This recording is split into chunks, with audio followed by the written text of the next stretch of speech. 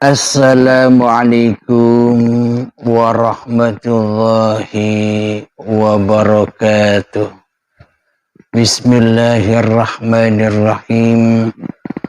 Ashhadu an la ilaha illallah wa ashhadu anna Muhammadar Rasulullah. Allahumma salli ala sayyidina Muhammad wa ala ali sayyidina Muhammad. Rabbis rahli sadri wa yassirli amri wahlul uqdatam min lisani yafqahu qawli. Amin. Bismillahirrahmanirrahim.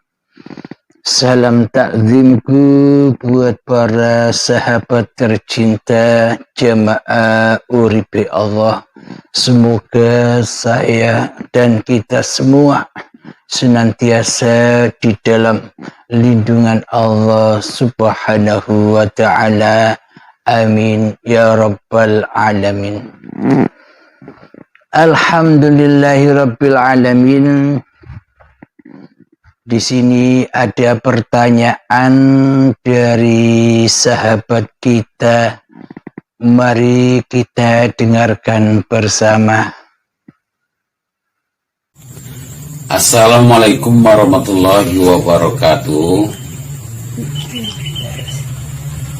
Hamba berasal dari Provinsi Riau, tepatnya di Kabupaten Kuantan Singingi. Ingin bertanya kepada Tuan C tentang seseorang hamba mengucapkan Allahu Akbar di dalam mulainya sholat. Bagaimana caranya supaya sifat 20 terkumpul di dalamnya, yakni sifat 20 yang dibagi 4, sifat nafsiyah, sifat salbiyah, sifat ma'ani, dan sifat manawiyah, sehingga diri hamba tersebut tidak ada lagi mempunyai sifat, yang ada hanya wujudullah, hayatullah, dan kudratullah. Demikian aja pertanyaannya Tuan C. Terima kasih. Assalamualaikum warahmatullahi wabarakatuh. Waalaikumsalam warahmatullahi wabarakatuh. Alhamdulillahirabbil alamin. Inti dari pertanyaannya, bagaimana caranya mengahadkan, bagaimana caranya mengesahkan semua sifat-sifatnya Allah. Sifat-sifatnya yang kita ketahui selama ini hanya 20 saja, dan satu sifat menangnya, sifat jaiznya. Akan tetapi sesungguhnya sifat-sifat Allah itu begitu luasnya, begitu banyaknya, sebanyak sifat-sifat makhluk-makhluk yang diciptakannya. Jadi seluruh sifat-sifat makhluk yang diciptakan Allah itulah sejatinya ya sifat Allah juga. Jadi untuk mengahadkan seluruh sifat-sifatnya Allah adalah semua biliunan banyaknya sifat-sifatnya Allah, pancarnya, pusatnya hanya pada uripe Allah, hanya pada hayatullah.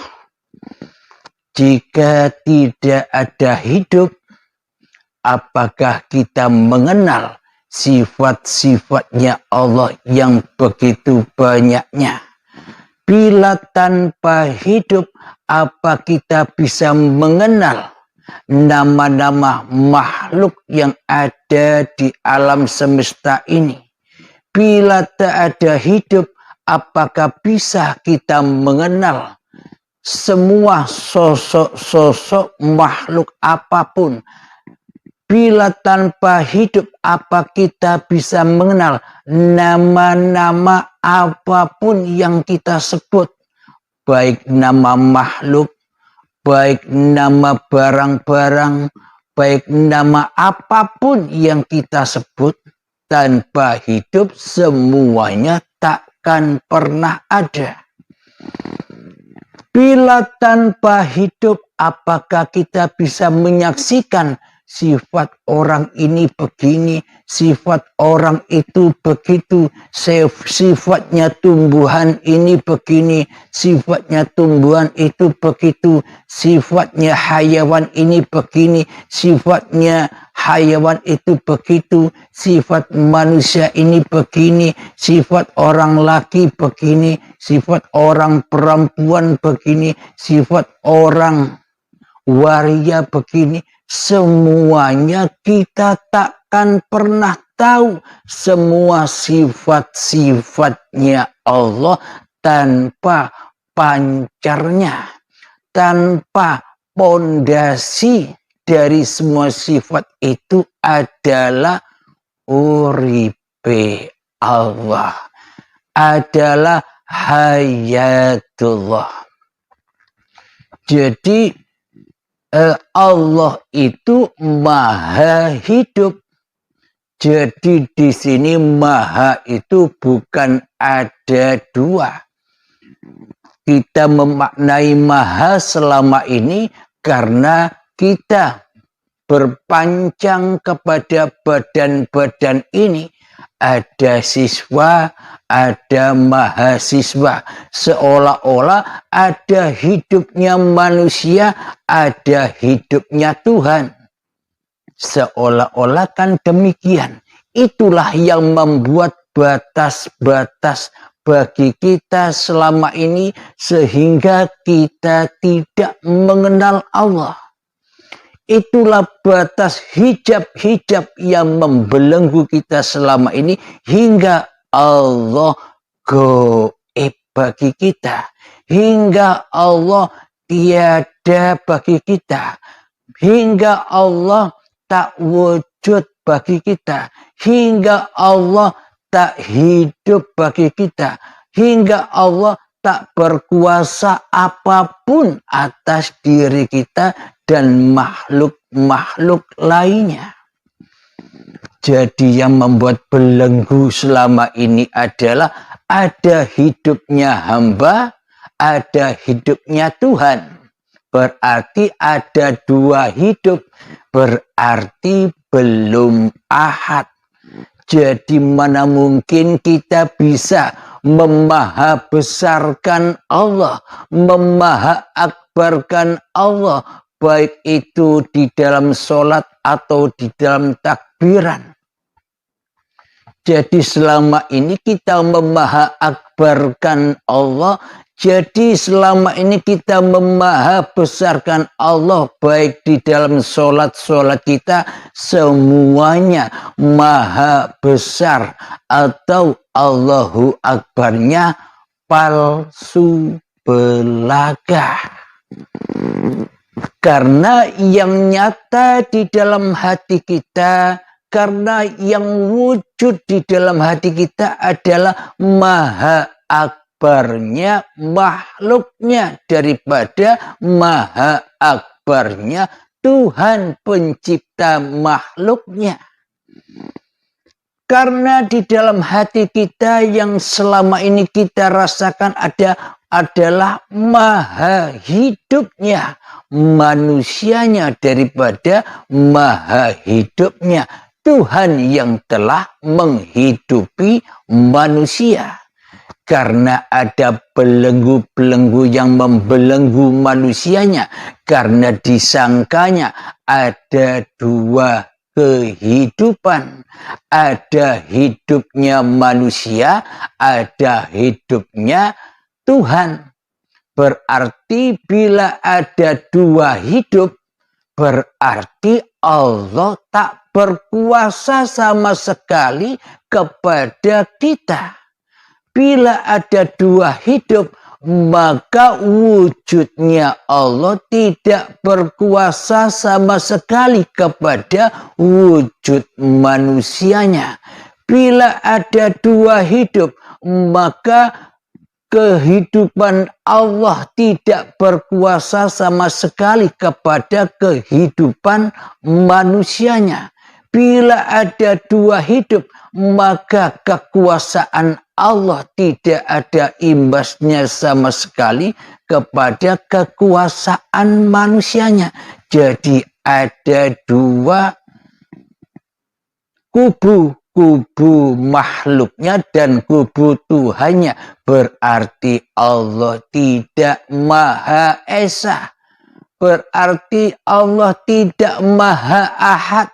Dan berarti Allah tidak Maha Besar bagi makhluk yang masih jadi Tuhan di dalam hatinya daripada menjadi makhluk. Bagi manusia yang jadi sang Khalik di dalam hatinya daripada menjadi makhluk. Jadi kita anggap selama ini yang paling bisa apa-apa, yang paling berkuasa atas hidup dan badan kita selama ini adalah diri manusia kita sendiri. Bukan Allah. Karena Allah selama ini tidak kita pertuhankan di hati kita. Melainkan kita hanyalah mempertuhankan diri kita sendiri daripada mempertuhankan Allah. Buktinya bagaimana? Bagaimana mungkin kita mempertuhankan Allah sebagai Tuhan di hati kita, sementara Allah kita goibkan, sementara Allah kita tiadakan, sementara Allah kita matikan. Yang hidup hanya kita di dalam hati kita, sedangkan Allah tak ada. Allah tidak kita kuasakan atas segala tingkah laku kita daripada selain kita memahakuasakan diri kita sendiri di hati kita. Itulah bukti nyatanya bahwa selama ini kita belum bertuhankan Allah di hati kita. Jadi bila kita saja belum mempertuhankan Allah di hati kita, bila kita belum mengesahkan Allah di dalam hati kita, karena di dalam hati kita yang ada, yang wujud, kita mengesahkan hawa nafsu kita sendiri di dada kita. Kita mengahadkan hawa nafsu kita sendiri di dada kita. Kita mentauhidkan hawa nafsu kita sendiri di dada kita. Bagaimana mungkin kita bisa mengahadkan Allah? Bagaimana mungkin kita bisa mengesahkan Allah?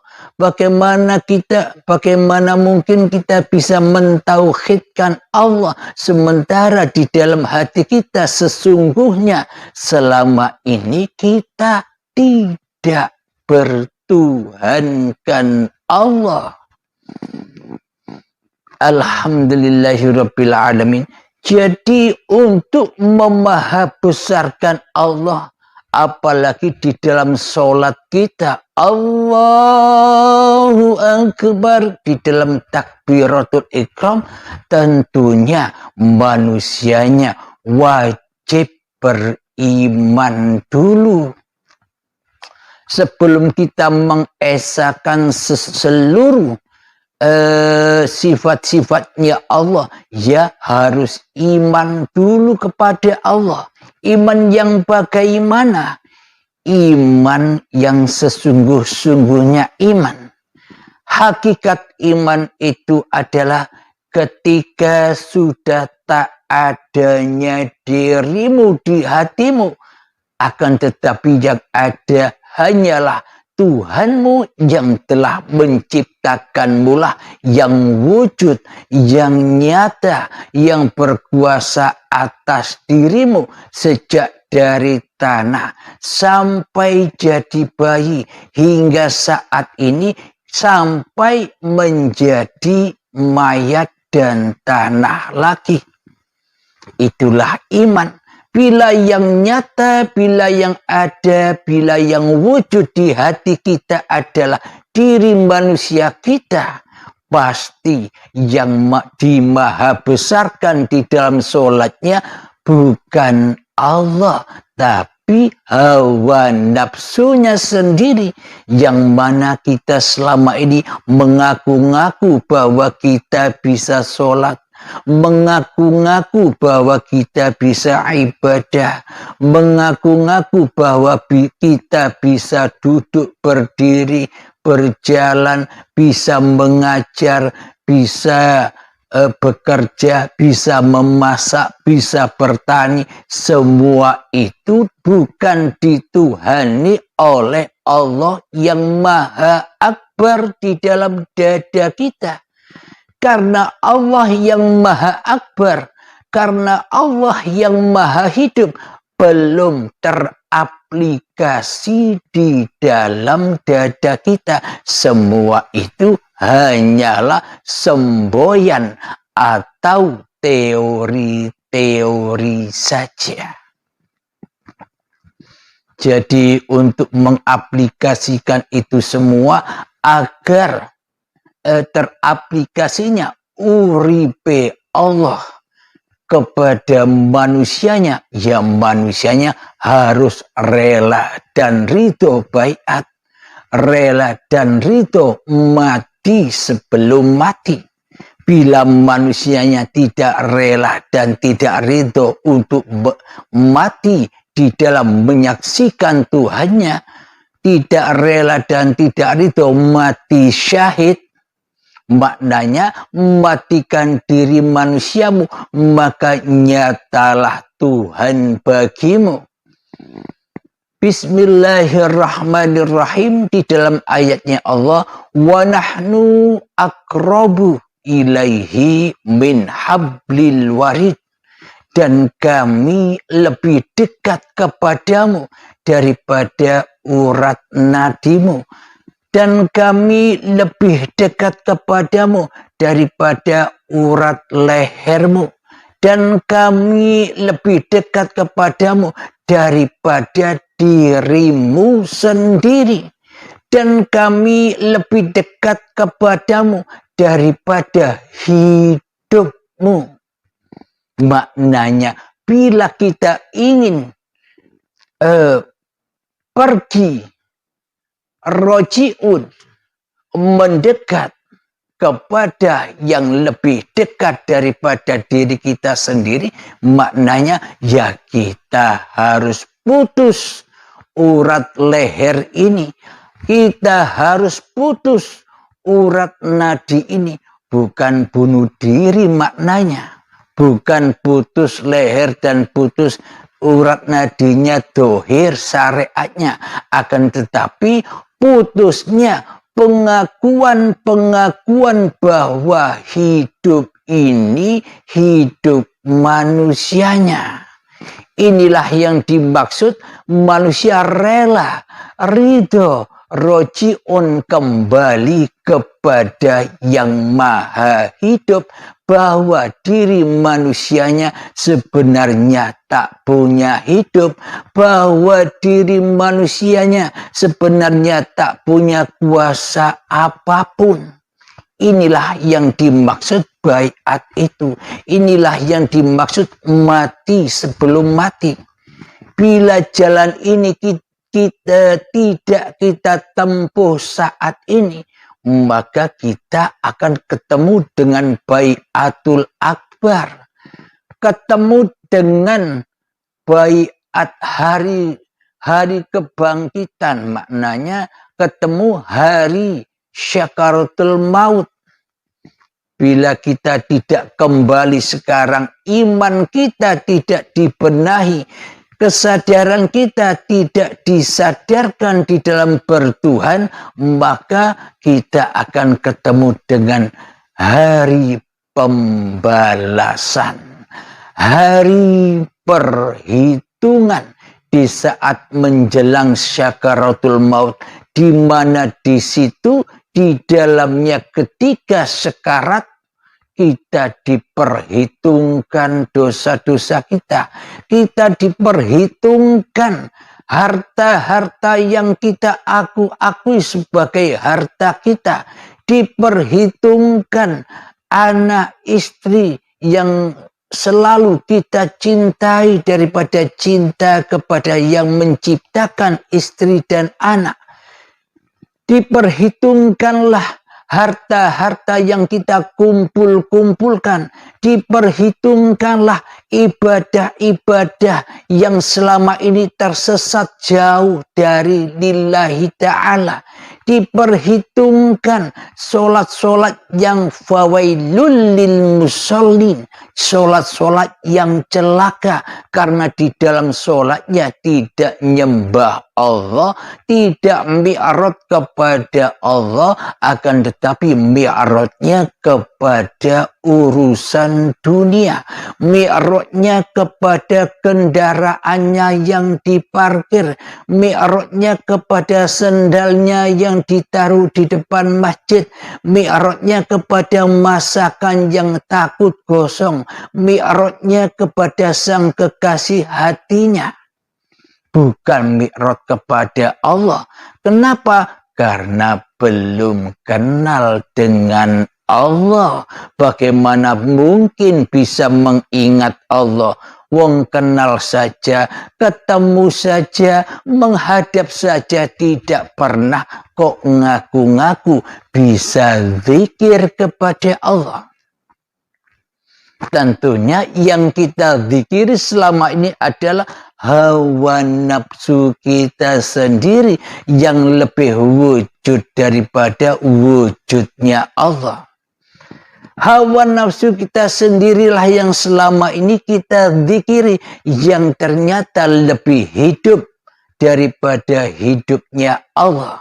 Inilah kesalahan-kesalahan kita di dalam berakidah dan beragama yang tidak sesuai jalannya Rasulullah Sallallahu Alaihi Wasallam, yang mana di dalam hati Rasulullah, Muhammad bukan kamu yang melempar itu, aku yang melempar. Muhammad bukan kamu yang memanah itu, aku yang memanah. Ini artinya Muhammadnya, Nabi Muhammadnya tidak bisa apa-apa kecuali diperankan Tuhan yang menguasai Kanjeng Nabi Muhammadnya. Akan tetapi selama ini kita kan yang merasa lebih berperan daripada Allah, seolah-olah Allah tidak punya peran apapun. Kalau begitu, apakah kita umatnya Kanjeng Nabi Muhammad? Bila imannya saja tidak sama, bila imannya saja tersesat dan jauh dari iman yang dimiliki oleh para nabi dan para rasul, serta iman yang dimiliki oleh Kanjeng Nabi Muhammad kepada Tuhannya, apakah kita masih ngaku-ngaku sebagai umatnya Kanjeng Nabi Muhammad? Kalau kita masih mengaku-ngaku sebagai umatnya Kanjeng Nabi Muhammad, mari belajar bersama membenahi kesalahan-kesalahan ini. Mari belajar bersama untuk mengoreksi kesalahan-kesalahan hati kita terhadap Allah selama ini. Mari kita belajar bersama membenahi, mumpung belum ajal tiba, mumpung kita belum dibaiat paksa, mumpung kita belum disuruh kembali rojiun kepada Allah dengan paksa dan siksa. Marilah kita benahi dan benahi. Marilah kita sadari dan kita sadari semua kesalahan-kesalahan kita. Yang paling tahu, yang paling mengetahui kesalahan-kesalahan hati kita adalah diri kita sendiri. Saya tidak tahu. Andalah sendiri yang tahu bahwa diri Anda salah selama ini. Dan kita sendirilah, masing-masing diri manusianya lah yang paling tahu akan dirinya sendiri. Alhamdulillahirabbil alamin. Untuk mengaplikasikan Allahu Akbar di dalam sholat kita agar semua sifat-sifat itu ahad, agar rukun iman yang 6 itu ahad, agar rukun Islam yang 5 itu ahad di dalam segenap tingkah laku kita, di dalam segenap aktivitas-aktivitas yang digerakkan oleh badan ini, maka kita wajib kembali kepada pusatnya, yakni persembahkan kembali dengan rela dan ridho bahwa hidup inilah Allah, bahwa urip iki uripe Allah, dudu uripe manungso. Inilah manunggaling kaulo lan Gusti, manunggalnya, pulangnya, sadarnya manusia kepada Tuhannya, sadarnya manusia bahwa sesungguhnya manusianya tak punya hidup, sadarnya manusia bahwa dirinya tak punya kuasa, maka manusia diperintahkan bersyariat di dalam sholat 5 waktunya. Allahu Akbar, sholat 5 waktu supaya apa? Supaya bisa memahabesarkan lagi Tuhanmu yang telah menciptakan kamu daripada kita memahabesarkan hawa nafsu kita sendiri. Jadi di dalam syariat-syariat yang berlaku selama ini tujuannya agar apa? Agar kita tidak menjadi Tuhan di hati kita. Agar hati kita bisa lillahi ta'ala, daripada yang kita lakukan selama ini. Hati selalu linapsi, hati selalu bersekutu, mensekutukan Allah, hati selalu menyerupai Allah tapi tidak sadar. Hawa nafsu kita selama ini menyerupai Allah tapi tidak sadar. Maka dari itu hawa nafsu diri kita selama ini seolah-olah paling nyata, seolah-olah paling hidup, seolah-olah paling berkuasa, seolah-olah paling bisa bersiapa-siapa dan yang paling bisa berapa-apa. Inilah bukti bahwa selama ini hawa nafsu kita menyerupai Allah secara tidak sadar, ngaku jadi Allah. Ngaku jadi Tuhan tanpa disadarinya, karena iblis dan setan telah membelenggu hati kita agar kita tidak tahu apa-apa, agar kita tidak menyadari kezaliman-kezaliman yang kita perbuat selama ini, agar kita tersesat di dalam kezaliman-kezaliman itu, disangka kezaliman-kezaliman yang kita lakukan selama ini baik bagi kita, Di dalam kedzaliman itu meskipun kita beribadah, sholat, tapi di dalamnya zalim, menzalimi Allah. Hati tidak mi'rad kepada Allah, tapi hati mi'rad kepada hawa nafsu dan urusan dunia. Yang diingat bukan Allah, tapi ingat dunia. Apa itu sholat? Apa itu ibadah? Maksiat kok dibilang ibadah, maksiat kok dibilang sholat. Maka dari itu marilah sahabat-sahabat kita tetap istiqomah, kita tetap menyimak, mengulang-ulang apa yang kita dengarkan. Semakin kita mengulang, semakin bertambah kepahaman kita. Diulang lagi paparannya, semakin bertambah, dan semakin diulang semakin dalam dan dalam pemahamannya. Jika kita hanya menyimak satu kali saja, yang ngambang. Coba Anda minimal satu paparan Anda simak minimal 11 kali. Anda akan menemukan permatanya. Coba dipraktekkan. Jadi bagaimana caranya agar Allahu Akbar teraplikasi kepada akbarnya Allah? Jadi pahamilah di sini maha besar, maha hidup itu tak lain dan tak bukan hanyalah Allah. Jadi bila hanya Allah yang ada di dada manusia, al-insanu sirri wa ana sirruhu, bila sudah Allah yang menjadi Tuhannya manusia di hatinya, maka kemanapun kau hadapkan wajahmu, disitulah aku. Karena yang melihat aku adalah aku. Karena yang mendengar aku adalah aku. Karena yang menyaksikan aku adalah aku.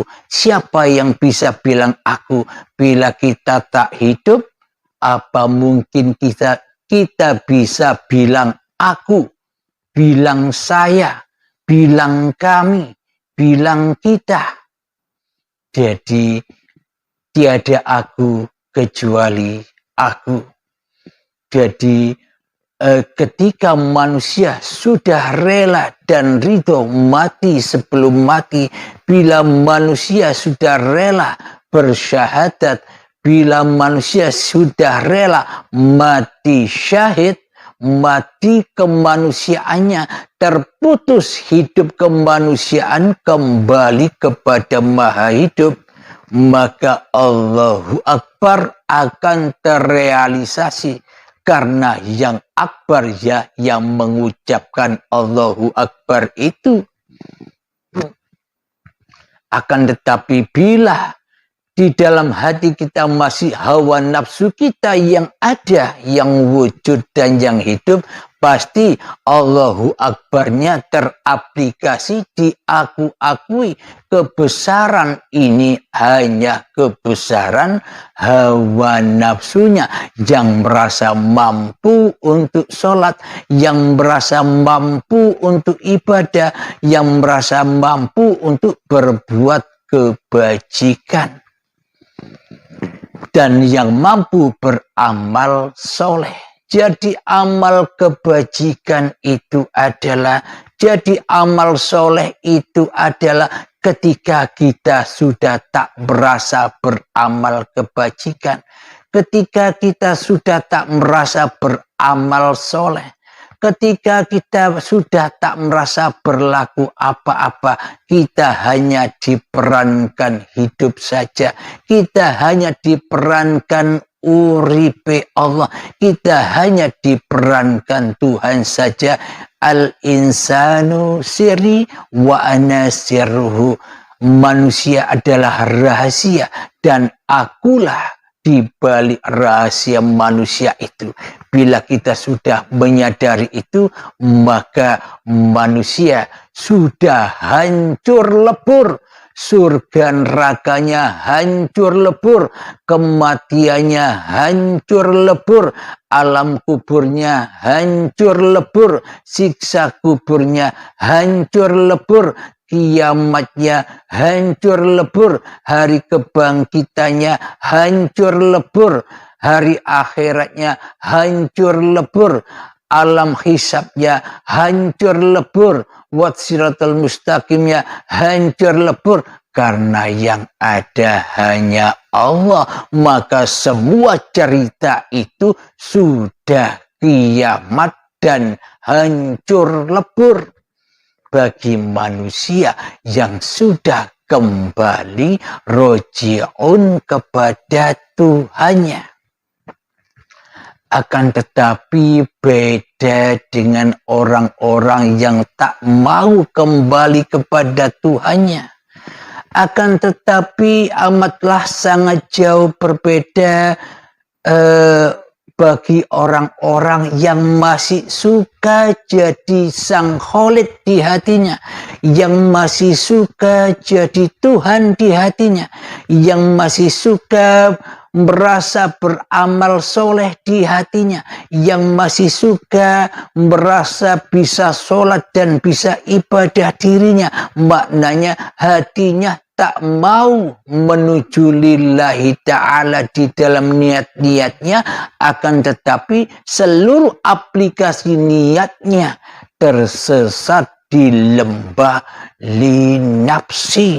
Maka bagi mereka alam kubur, alam kematian, siksa kubur, hari kiamat, hari kebangkitan, hari akhirat, yaumil hisab, watsiratul mustaqim, surga dan nerakanya nanti ketika matinya badan.